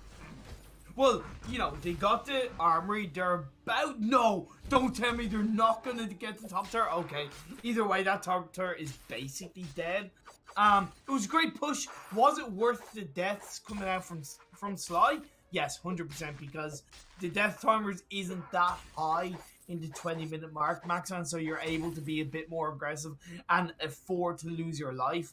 And the push was really successful. Plus, the Ghost Wing isn't spawned up as of now. It's about to, so there's no chance for DVI to take advantage of their kind of more men on the field, so to speak. And now, you know, we're 20.5 minutes into the game. The gold lead is 3k in the favor of Sly. I could say the team fights are definitely overall in their favor, but DVI is still looking quite threatening if they can catch out with the force according in this bush. Let's see what can happen if some shade comes out, Maxwell. There's some shade on top of Sneaky, not your main target, but still making a little bit of work. Force Core gonna be crucibled out. He said a crucible Force Core could work, but they didn't hit it. That's huge Oblivion coming out from the members of DVI, able to turn around that fight. They do have a few members pretty low. Solar Storm almost connected on Leon, but he saw it, able to dodge it last second. That's unfortunately Finn not able to really peel his way out of that one efficiently, and he will be secured by this Adagio. And that bad boom, ladies and gentlemen, that's how you Tony in 2019. Looking for the extra dive. He does get the taunt on top of X-Dragon, and X-Dragon, when you're taunted, he was enraged. He was absolutely not able to make his way out of that one, and that's going to be a GG well played. 2-0 for Slide, absolutely popping off in game number 2. That last fight was absolutely flawless, Imperium, in my opinion. Yeah, like, that's the thing, like, DVI, yeah, they looked a bit more passive, and they just seemed to lose their bite somewhat, Maxman. Where kind of it went a little bit wrong for DVI was Headman's Force Accords looked a little bit out of touch. They didn't really connect. They were kind of easily blocked, which is normal. However, I want to comment on that by saying that when they were blocked, Slice still engaged, and when in doing that, that's not a bad thing. But with the Oblivion coming out, there was actually no Crucible to block the Oblivion, and that could have easily been turned around in the favor of DVI. But either way, Slice seemed to get around that. Hundor was easily the man of the moment on that Adagio. Considering Adagio has one of the longest ranges in the game, Hundor was so damn aggressive as that Adagio. And then followed closely behind by Sneaky on that Tony. His bada booms were game changing in the team fights. Yeah, I'm gonna agree. Yeah, like definitely his bada booms were insane. I'm gonna blame Hacks, man. Hundor was doing way too much damage. I play Darjo. I don't like, and I do the exact same build at that same moment of the game. I don't like. I blame Hacks, okay? I don't do that much damage on a Darjo. I blame Hacks, dude. Right? Okay, Scott, man. If you do something bad, like I can't play a Darjo, I gotta blame something else. So otherwise, I look bad, you know. That's how I do it on my streams, at least. Of course. Anyways, you gotta protect yourself, man, you know? Exactly. Anyways, guys, if you did just arrive, so far it is 2-0 for Sly, leading the game. 2-0 in this BO5 versus the members of Divine Vendetta. Now, very able to show up in those late game fights. They're having good early, good mid game, but when it comes to the late game, Sly definitely showing up to the party and able to shut them down one by one and taking advantage of the enemy comps like Finn, out of position, cannot reposition. He's got really bad self-peeling. He's going to be taken down almost instantly and giving over 3 stacks to the members of Sly. So definitely, like, I think that Sly really good, like able to take advantage of the enemy comp's weaknesses, and that's what I really like about their composition and how they play the game. But still, so far we are going to try and jump into draft of game number 3. Will it be a 3-0? That would be a huge stomp for like this. This game was waited for weeks, and people have been calling this matchup was going to actually happen, and it is. And so far, like, just Sly are dominating. Well, the late game. Yeah, the late game. Okay. The late game. No, here's the thing. They're not even dominating the late game, Maxine. They're just executing it better.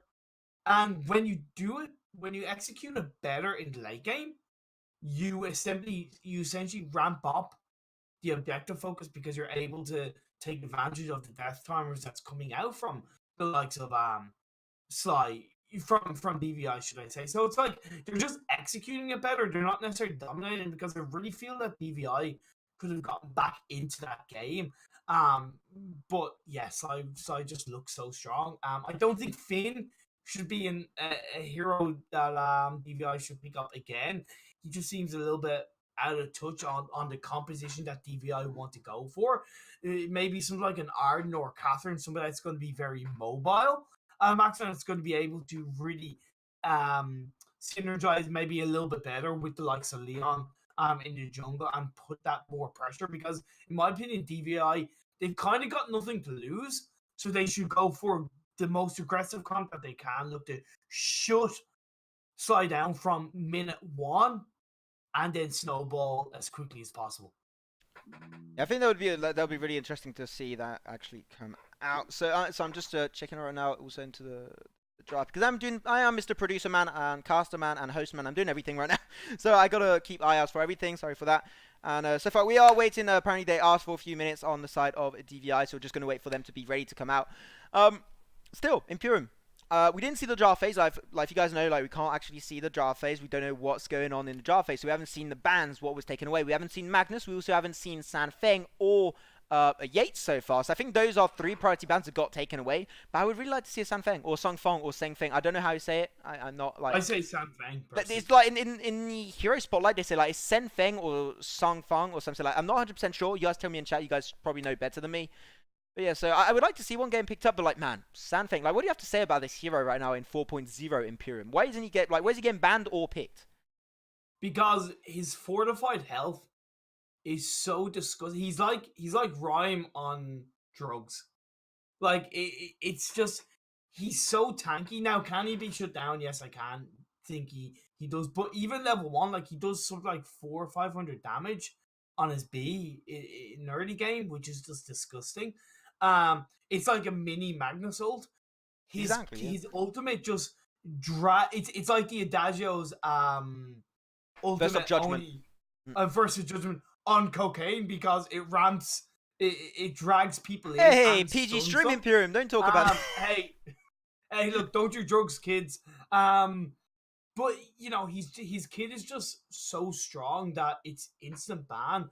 Like I said, can he be shut down? Yes, I can. But you know, it's kind of like, is it worth the risk? No, it's not. So just take him off the table. Simple as that. Yeah, definitely. That's really good. Like, just take him out. Like, they don't have to deal with it. And also, like, there are so many people that have a hard time dealing with something. Like, he's got his A, which I forgot the name of his A. If you overdrive your A, already you'll cleanse CC during the activation of your A. You get fortified health. They're going to tank everything up. And also, if you do take damage during the channel of your A, you can instantly dive and stun a high valuable target, because the range of that stun is insane.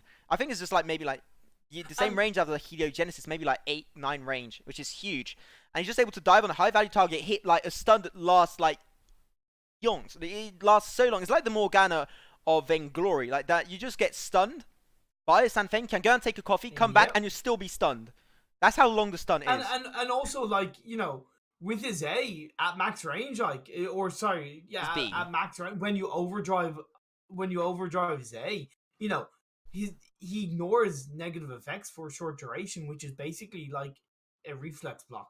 Hmm. You know, when you overdrive his A, it's absolutely ridiculous. His kit is phenomenal. And, you know, even on his talking about his A once again, like, he charges it up, and when he goes towards an enemy, when you automatically see an enemy hero coming towards you, what do, Maxon? You kind of look to attack it, right?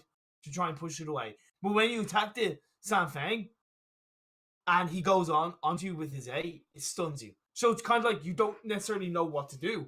You try and avoid him, but then you're kind of stopping yourself doing damage on him. So, but when you do damage to him with his A activated, he's going to stun you up. So it's just, you know, trying to deal with him is so hard, Maxon. Hmm. I also his B like is devastating damage. As you said it It earlier, is. like you stole that from me. I said that first, but it's a Ah, mini Magnus. Oh, and it just does it so is. much damage. Like you can, if you hit that stun early on, you get extra damage output. And if you have a team just follow up, that can follow up on you, you can definitely just shred them to pieces. And now, guys, we are so far in game number 3.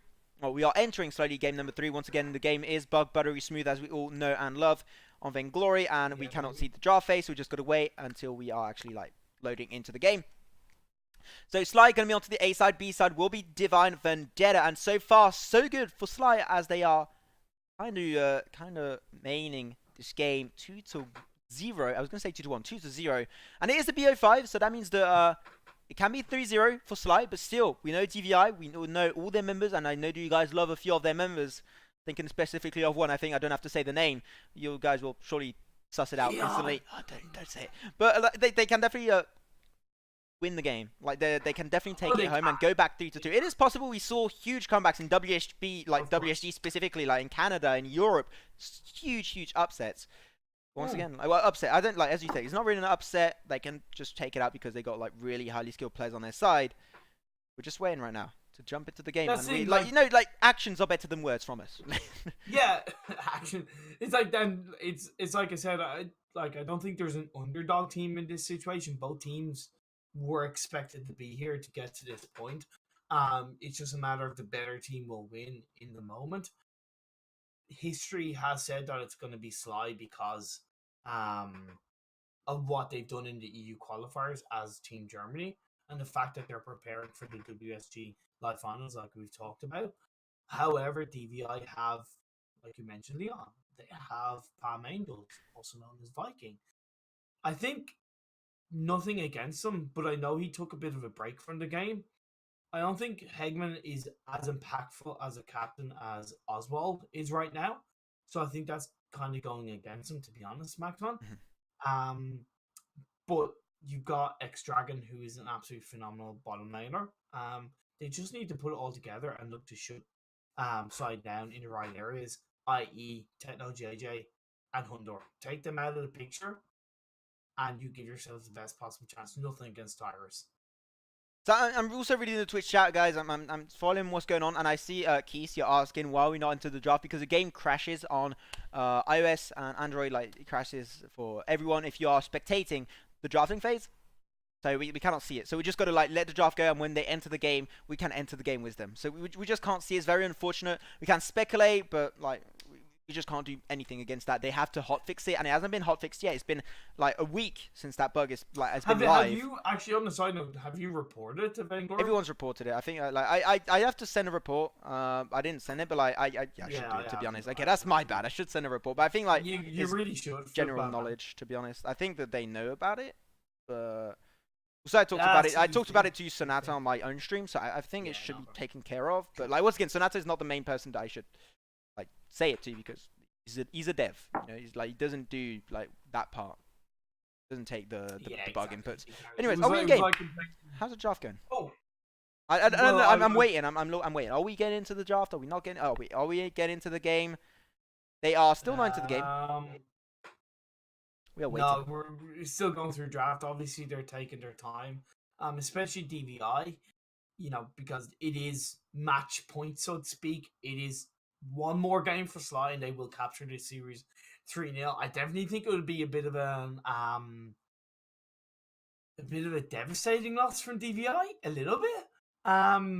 To get kind of slammed 3-0. I don't think it would, the result, if it was 3-0, would represent the work that DVI have put in, because like we talked about, game one they dominated early game, they even dominated mid lane with those rotations. Game two they played a bit more passively, but still looked really strong and looked like they could turn the team fight around. So, lose game three, it wouldn't be the most obvious representation of how they've done in the series.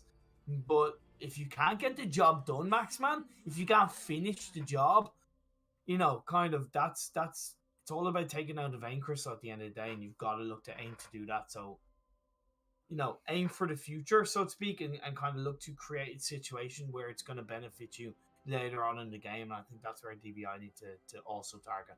Okay, so I see also the Copycat. Thank you very much for keeping us updated. Apparently it's fixed, but it's not also released on iOS, so like it's going to come out soon. Okay. So also, we are now in game Imperium. I'm into game, yeah, we are now into the game, and checking out the draft then for the members of Sly, Finn, Jewel, Gwen, Inara, and Scarf. And when you look at the opposing side, you're going to have Rain, played by Leon, which is not a hero you see him play all that much here. Well, we don't see him play all that much recently also because he kind of stepped down streaming recently, which is very unfortunate. But like he's playing Rain here, and Rain, he got nerfed quite heavily in 4.0. I don't know if you like kept yourself updated on what they did on Rain Imperium. What they did, they reduced his fortified health by about half. Even like I think it is actually strictly half. So like that sustain Rain that can 1v3 in the early game, that is not a thing anymore. No, it's not. It's totally not, and he needs to be really careful when it comes to engaging. Now, the route, the instant route on his B is still there, so the kind of lockdown that he can potentially bring onto an enemy hero is definitely still there. And when you pair that with the likes of the Yates on his B and even Samuel on the Oblivion, that can definitely be devastating. But yeah, they still got to be just a little bit careful not to take too much damage on the Rhyme, because Techno JJ on the Scarf is going to look to really burst down late game onto the likes of the Rhyme. You mentioned also that they did have this Yates. So we're going to have the first Yates of this BO5 so far. Looking for the engage, trying to hit that stun on top of Techno. That's going to be a successful engage. Can he find the kill? Probably not, but Palm Angel's definitely a really bad spot right now. Flask for Flask. He's going to get the Wolf Small on top of Techno. No kill though, and Kianiko will be soaking up a lot of damage right there. And that's going to be a winning trade-off for the members of DDI in the mid lane. A little bit of a repeat of what we had in game number 1 Imperium. But yeah, so also they have this Yates. Really good that they have Yates, and that they have a Finn, into that Yates. That makes a lot of sense because you can just really soak up those Wolves more in the early game. Though Humdor can dive on through. No boots. Holy Nova CC'd once again. He does have the skedaddle. He will be taken out. A Flask will not be able to save your soul, Hundor. First blood for the members of DVI. That's good rotation coming out from DVI, but now make it count, guys. Look to take advantage of it. I know it's only the 3-minute mark of the game, but really push that wave. Stop the CS from being captured, but even take a little bit of damage onto turret. Chunk it down, step by step, team fight by team fight, kill by kill. That is exactly what DVI need to look to do. However, one thing I want to talk about is the fact that Sly have the Jewel top lane, doesn't matter. Oh, however, they're under a little bit of pressure. Great pull coming out from Hegman on the Yates. Leon runs in, uses a boost, but they are going to regenerate quite effectively. Yeah, he's going to, really surprising, only 3 minutes in, even a little bit less than 3 minutes, and he got his journey boots already. I would man, that is so fast on his rotation, and he can apply pressure just 3 minutes into the game and just keep rotating. This is the meta that revolves in, and once again, I said that in game number 1, but it revolves entirely around getting your journey boots and rotating onto those lanes. Multiple times, I just apply so much harassment on them. So definitely, so far, you're going to see a Rain being super impactful, super early on, which is great to see. Now we're 4 minutes in, he's going to try and look probably for gank, but he does have vision there, and also you do have the rocket leap, so that's going to be sneaky. We'll be able to slip his way out of that one. Mid lane, though, we have another fight. Wolf Small, not going to be really used up there, as Keanu going to be on that front part of the lane, and on that front line, and able to soak it up just in case. It's really weird because I'm seeing Keanu and Nakura sometimes be a little bit scaredy-cat, not really looking for the Not really being that front line that Finn needs, which is really weird, but looking for the engage on top of Palm Angels will be forcing out the Flower, so that's going to be a nice trade-off for Tyra's. Going to be rushing on 3. Doesn't have his Journey Boots quite yet. He's going to go back. He does have enough gold to get them. He's going to buy them just now. That's what we can expect. Yeah, there you go. He's got a Journey Boots. He's also going for an Aftershock, it does seem like, which is like your usual build on Inara. You go Journey Boots, you go Aftershock, probably a Storm Crown if he wants to go for it. And then just go full tank and full mayhem when you want to dive on through, because you're so tanky, you can just allow yourself to do almost anything Imperium. Eggman into the mid lane, gonna try and look once again for stun. Noble ready to close the gap that much on Techno JJ. Don't know if Imperium is back right now, but like... I am back. Oh, he's back. My humble apologies. Discord decided to... Discord is lagging a little bit, yeah. Yeah, I just got red, basically terrible connection, and yeah. So sorry about that, guys. Okay, so right now, 5 minutes into the game, 1 kill for the members of Sly. Sorry, for DVI. I was looking at Tyra's. That's definitely not the right team. And it was got like no actual like huge goal lead. 500 gold going the ways of DVI. When you're 6 minutes in, it's not that huge. Like it's not very scary, so they can easily come back from that. Though like Tyra's, he's around the corner and he can with his passive just jump right to the camp. Leon loves stealing camps from enemies, but when he gets it stolen, he gets mad real quick. Oh, be careful! They have another fight though. Oh, we have fights a little bit everywhere. Man, he does use a block. He does not have the force to call us. Keanu Nico is only level 5 on this Finn, so he will not be able to use that ultimate quite yet. I feel like that was a little bit weird fight. Like didn't go either way. We did have 1 cam steal, so I would say it did kind of go over to Sly on the long run. Nicely done quite there. Look at that though, sneaky. He's just completely shut down Extragon. Those Thunder Strikes are extremely good, and also, like Jewel does extremely well in the laning phase against heroes that have high trade-off potential, like Kinetic. For the simple fact that he has armor and shield built in right at the start of the game if you are taking damage front on. So that's really allowing him to soak up a lot more damage output coming out and dashed out by Extragon on this Kinetic. So really good matchup there. Just don't turn your back. Just don't turn your back when you're dueled. You've got to face the enemy because that built-in armor and shield, it's only on the front part. So if you turn your back, you are going to feel the full force of the damage coming out from the enemy team. So indeed, really well played coming out from Sneaky on the duel. Also, I like the fact that he went for Book of Eulogies instead of something like Stormguard Banner.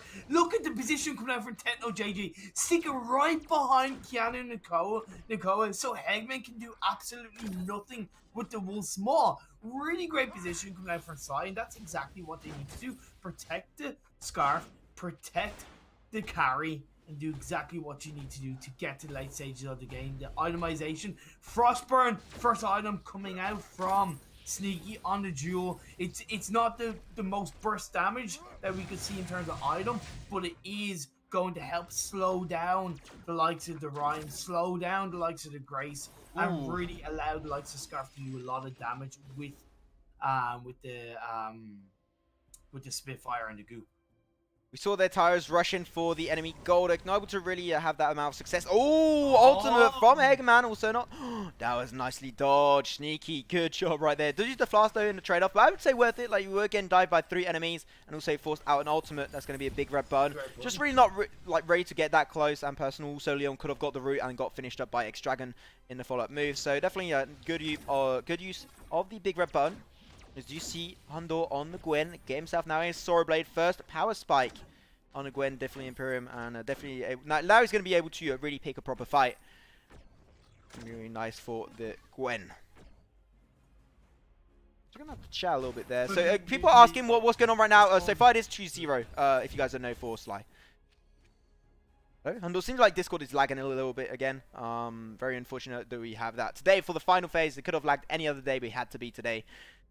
8 minutes, 40 seconds to the game, 1-0 for the members of DVI. So definitely, once again, like game number 2, really not that much kill focus. But Leon looking for the rush. He does have his Journey Boots, can rush onto a valuable target. Eggman trying to get close and personal, trying to hit that Wolves more. So they're just going to be very mobile, playing around Keanu Nakoa there to avoid that CC. And it will be able to make a nice escape. Now, Ghost Wing is open. Are they going to decide to go for it? I'm not too sure. But Leon will be going for the Eve of Harvest build-up. Imperium, are you back with us once again? That is a no, unfortunately, boys and girls. So, yeah, in terms of build, so checking out what builds we actually have so far on both sides. Okay, so we have then Sneaky. First item went for the Frostburn. So I kind of disagree with the Frostburn. I think the Jewel is more like seen as a burst hero, and I think Frostburn is more of a situational late game item. I'm not really agree too much with that one. They're going for the Finn though, and they will be able to find him. They do use the Valkyrie just in case to secure that kill. They do get it for themselves. Second kill for the members of DVI. Going to be found pretty late, 9 minutes in.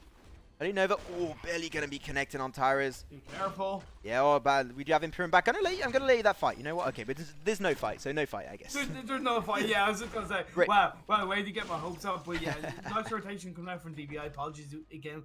Once again, technical issues are absolute pain in the poo-poo. I heard you talking a little bit about that first Frostburn item coming out from Duel.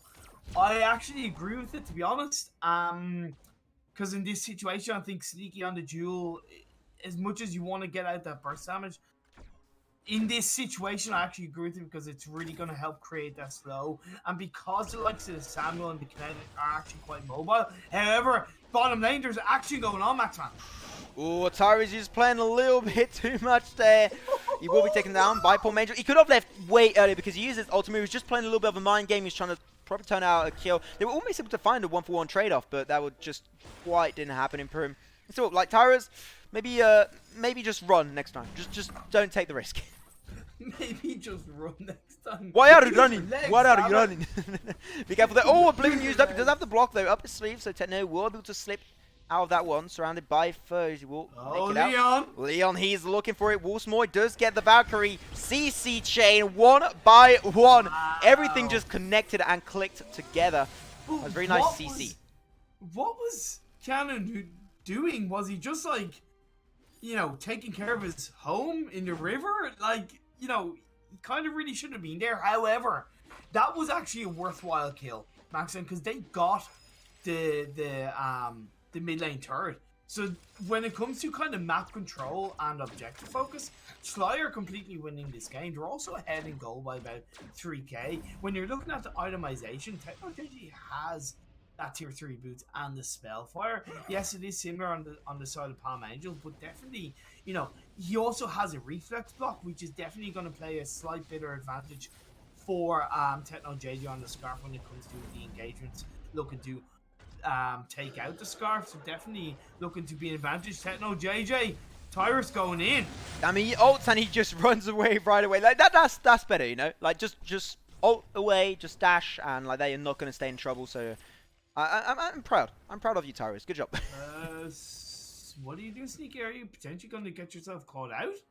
He does have his turret to jump to if he really needs to, but look at those Thunder Strike doing quite a bit of damage. Even though he went Frostburn, still I do not agree with that. He's doing a little bit of chip damage. Okay. But, As I said, I do, but let's see how it does. Oh, did you? I didn't hear because your voice was lagging when I mentioned Oh, sorry. Frostburn. Yeah, no, I do agree with that. But let's see what happens once more. Not quite going out. Was trying to be that engagement, but they've got to execute that a little bit better. Sly are giving them no room at all. They're not, you know, Keanu and Co's positioning is the best it's been in this series so far, Maxman, which it kind of has to be when they're against such a CC chain comp that's coming out from DVI with the Yates, the Rhyme, and the Samuel. It's absolutely beautiful what Sly are trying to do in this game. They've actually increased their goal lead, even though DVI are actually putting a bit more pressure. But Wolfsmock comes out. Rocket Leap comes out, trying to keep himself alive with the big red button. Yeah, Big Red Button going to do a little bit of work on DVI. They can't really follow up with a kill though. Finn on the front line, going to be able to barely make it out. At Quibble, he's level 9. Didn't hit the stun really enough, and now they're going to re-engage. Look at that, Yates doing a lot of work right there with that engage, and that's going to be a kill, fine. But, oh, Snipers of EU. Good job going up from Techno on that Spitfire. Danu hits the stun on the Quibble. Look at the rotation from Hundor, the man we needed, but enough. Oh my god. He's just going to turn that around. Good shot from Hundor. And just able to clean up that kill. Wait, ult. Ooh, Techno, good job. Techno. Damn, that's what you deserve, man. Captain America, well, Captain of EU. Sorry, just going to shield that up. Like, you know, when the carry protects another carry, jeez, find someone that protects you as much as Techno JJ protects Hundor. That was absolutely beautiful. Like, that was really well done. Of course, I definitely think Hundor would have survived. But when you see that reaction coming out from Techno JJ, absolutely crisp, absolutely clean, does what he needs to do. I think Techno JJ is going to look to capture this Crystal Tree to allow that buff to go over to himself so he can do a little bit more damage. They are going to pour it back. 14.5 minutes into this game. Ghost Wing, Black Lord are both up, but they've yet to be captured by either side, Max fans. That shows how kind of, I wouldn't say passive, but how calculated they've been. Hundor is kind of on his own as 4 members.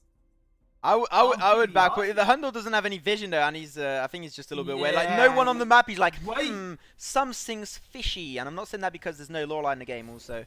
But anyways, ring gauge from Hegman does get the stun on the top of the fin. Not really a target you can stun up, you know, but still able to slow him down and get a little bit more chip damage down to mid HP. And then look for the ring gauge. Big red bone going to be used up by Sneaky. Just gave out your position, my boy. He will be chased down by Leon with the rain. Dragon's Breath going to be used very, very early on by Techno JJ. Maybe not what you're looking for. But still going to be able to make that is worth his while. Sneaky going to be diving on through very, very deep. Going to be Wolfmore back to the base. But that's worth it. Thank you very much, Sneaky. Yep, so Jay was like taking right on top of a very valuable target. And man, it's been 2 games on the road that we have Hundor on this Gwen. And he's just been completely popping off. Securing an easy but surely nice triple kill.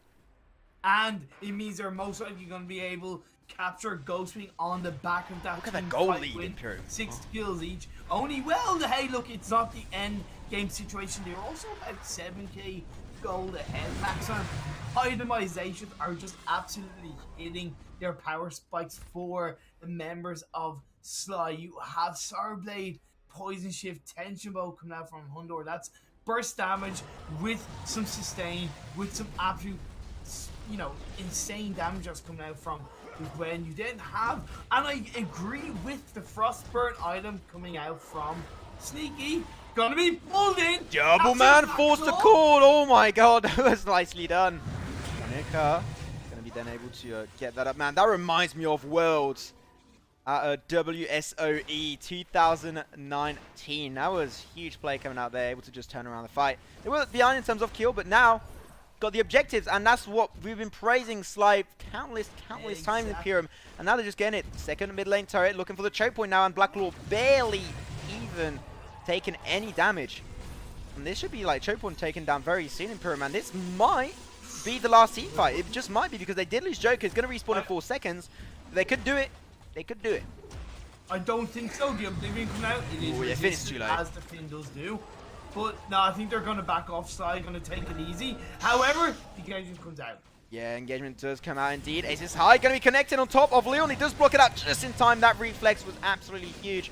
But still, like that, and I said it, that might be the end game, and it does definitely feel so. Picking up once again a double kill for Hundor, an absolutely unstoppable threat. Everyone at Worlds WSG 2019, you better look out for Hundor. Finn gets the kill. You got to give it to, like, you got to give a little bit of a reward for that nice force to call we had early on the Finn. So he picks up the last kill, and this will be 3-0 for the members of Sly, aka Team Germany, that will be representing Europe in WSG 5th of March 2019. Like, on one hand, they've turned around and said, this is why we are going to China. But then on the other hand, they're giving ammo to the opponents in their group in the live finals to kind of look at them and go, oh, okay, maybe we need to actually start respecting the damage that's going to come out from EU, from the likes of Hundor. But as a whole team, like, you know, we talked about the positional mistakes that came in from Canada and Co in especially the first game, Maxman. In this game, they were perfect. Absolutely perfect. He soaked up so much damage, and they just gathered, the rest of his team gathered around him like a magnet. I really agree with the optimizations that were coming out from all members. I don't think Dragon's Eye on Techno JJ was the best item, in my opinion. I definitely think Spellfire would have been a bit more in terms of burst damage. I get why he got the Dragon's Eye, because he was able to build up stacks in the background, but you weren't against the Finn, so I don't think it would have been as useful, whereas the Spellfire would have negated any kind of fortified health that was coming out from Rhyme, and it would have helped take away the healing that was coming out from Grace's Divine Intervention. But either way, they executed their composition perfectly. On the side of DVI, really, they do play so poetically, but it's just really the lack of focus on the objectives that really kind of was their downfall, and Yates got countered heavily, and Leon on the Rhyme, it was an interesting choice, but it just didn't really pay off. I think that maybe DVI they relied a lot on their rotations, and they did really well. But when rotations became a little bit like rarer, like when they didn't come up as often, and we're looking for those 5v5 team fights, like it's just Sly really dominated those fights. Really nicely done. Once again, if you did just join us, welcome. And this is the last game. It just ended, and it is 3-0. Going away of Sly once again. They will be representing Europe in WSG. Definitely, like they showed up to the game. Like definitely there were a few mistakes. I think we all saw that, like a few little mistakes here and there. But on the long run, they were able to fix those, especially during game number 1, and they knew what was going on, and they fixed it instantly. And that's what you're looking for, professional teams. So I'm really proud to have this team represent us European players at WSG. And once again, I hope that all of you guys will give them a huge amount of support and just support this team during their live games. Going to be starting in March. I'm definitely behind them, and I hope you guys will also be. Imperium, I hope you also, otherwise you're going to have problems 100%. With me. Yeah, like no, that's the thing. Like I am happier that Sly won over DVI. Nothing against DVI. It would be bad news otherwise, right? Representations, and it's nice to kind of say that they're going to China off the back of winning a tournament and winning against really a very well respected team. And like I said, the 3-0 win does not represent how well DVI played as a team and how they did execute their rotations really poetically and aggressively, especially in the first game. Yeah, I really like I'm loving it. I use it because I really think DVI, if you want to learn how to rotate as a 5-man team, use DVI's footage. In my opinion, it's so perfect. But then if you want to learn how to focus on objectives and counter that 5-man engagement, then look at Sly, who really shut down DVI. So I'm absolutely delighted that Sly won. Commiserations to DVI. They just missed a beat, but going up against a team like Sly, it was always going to be a hard call in the series. I just hope they aren't too discouraged by the loss. GG, well played. Yeah, GG, well played then. Sly, if you did just arrive, welcome to the CPL, the Cryptic Premier League. I'm Maxman, followed by my fellow coaster, my fellow caster. You're coaster now. And yeah, it was a 3-0 victory for the members of Sly, aka Team Germany. They will be once again representing us European players in WSG on the 5th of March, early 2019. Really, I hope you guys are going to support them. But anyways, Imperium, we got a little information that's going to be coming out. If you want to talk us through it about another tournament organized by Cryptic. Oh yeah, there is. You completely forgot, didn't you? Yeah, I did totally forgot about it. So there is going to be a 2v2 Vainglory tournament coming up, organized by Cryptic Constest, and it is going to feature 32 teams, tier 10 or above, in Europe with a 6,000 ice prize pool. So if you do want to get involved in that, join the Discord link, contact one of the administrators, and apply with you and your teammate to try and make the perfect pairing going into this 2v2 tournament. It's something that's different. It's a little bit unusual. And I actually think it was great. The 1v1 tournament that they held was a lot more successful than I initially thought it would. And 2v2, it's a different combination. It's going to be interesting, and I hope you all join us and do apply for the 2v2 tournament. Yeah, definitely, guys. If you want some more action, you can all participate as a player, and then we'll have the sign-ups come up very soon on our social media. Once again, if you want to go check out our social media, show you guys we have a little info over there. You got Twitter, you got YouTube, you got Discord. Go check it out, if you want to participate, or just, stay updated on what Cryptic brings up in the future in the Vainglory European competitive scene. Anyways, boys and girls, ladies and gentlemen, it's the same thing, but it's just in a different way. Thank you so much for spending a little bit of your time today with myself and Imperium to bring you guys the action of the Cryptic Premier League. And once again, congratulations to Sly, aka Team Germany, taking it 3-0 versus Divine Vendetta. Definitely really high level plays coming out from them. Best of luck from me to you, and also, I guess, from Imperium to you guys in Sly. I hope you guys are going to do awesome in China. I think we all do. We all support you, and we all love you guys. So best of luck for that. Anyways, Imprim, do you have anything to add before we do wrap it up and close the Cryptic Premier League? Just no. To be honest, what you said was absolutely perfect. To have a bit of a I hope Nihilus doesn't think this too cheeky. We will be casting another upcoming Vainglory tournament, the Immense Gaming tournament. So look to find out about that when that's going to be coming up. It's going to be mid-time March wise. So continue supporting Vainglory tournaments, community run tournaments, guys. Thank you very much for joining us. And yeah, that's all I have to say, really, Maxwell.